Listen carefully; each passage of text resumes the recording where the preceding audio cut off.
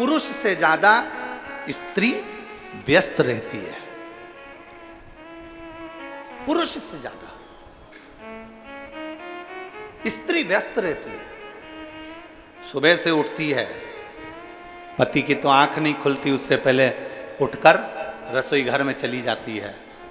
रसोई घर में बच्चों का टिफिन बनाना, ये करना वो करना, झाड़ू लगाना, पोछा लगाना, सफाई करना, करते करते करते करते सुबह 8-9 बजे बच्चों को स्कूल भेजकर फिर काम में लग जाती है। स्नान आदि कर, बर्तन आदि मांझ और कपड़े वगैरह धोकर वो डालकर फिर भोजन का लग्गा लगा लेती है। भोजन बनाते बनाते उसको 12:30-1 बज जाती है।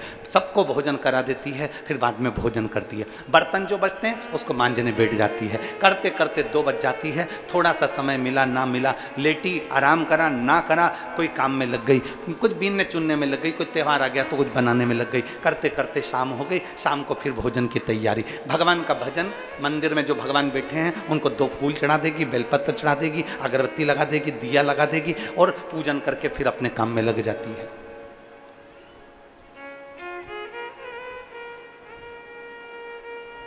कर्म करते करते एक भारत की नारी, भारत की स्त्री केवल एक ऐसी होती है जो काम करते करते भगवान का नाम ले लेती है, कर्म करते करते भगवत भजन कर लेती है। पर दुनिया के लोगों को दूर के ढोल, जम के बोलो जरा, दूर के ढोल सुहावने लगते हैं।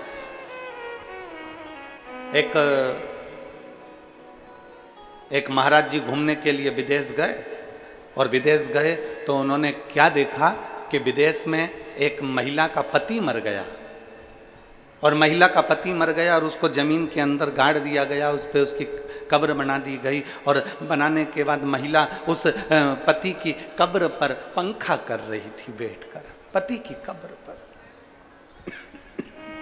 पंखा।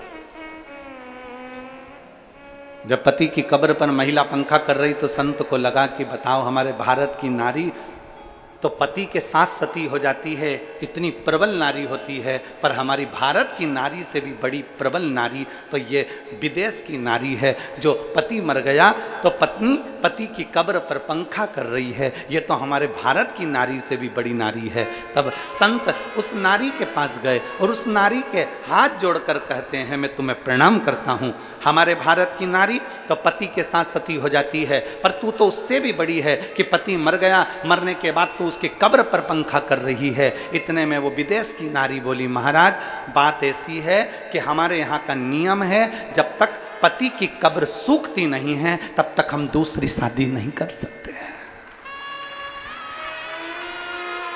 इसलिए वो पति की कब्र को पंखा दे देकर सुखा रही है, पंखा कर कर कर सुखा रही है। अर्थात शास्त्र कहता है कि भारत सभ्यता की दैनी है, भारत संस्कृति की दैनी है, भारत संस्कारों की दैनी है, भारत निर्मलता की दैनी है, भारत दुनिया के लोगों को प्रेरणा की देनी है। इसलिए भारत के बराबर दुनिया की कोई नारी भी नहीं हो सकती जो भारत में